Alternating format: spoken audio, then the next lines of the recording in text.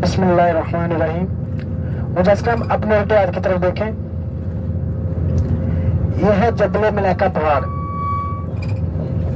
जब इस्लाम की पहली जंग लड़ी गई थी 2 हिजरी 17 रमजान को, इस जंग में 313 मुसलमान थे, 1000 मुशरिकीन मक्का थे। तो जब नबी करीम मोहम्मद सल्लल्लाहु अलैहि वसल्लम ने दुआ की तो दुआ कबूल हुई। इसी पहाड़ पर नूरानी फरिश्ते उतारे गए मुसलमानों की हिफाजत के लिए। जो 2 हिजरी 17 रमजान को इस्लाम की पहली जंग लड़ी गई थी, 2 हिजरी 17 रमजान को इस्लाम की पहली जंग लड़ी गई थी। तो मैं नबी करीम मोहम्मद सल्लल्लाहु अलैहि वसल्लम ने दुआ की तो दुआ कबूल हुई।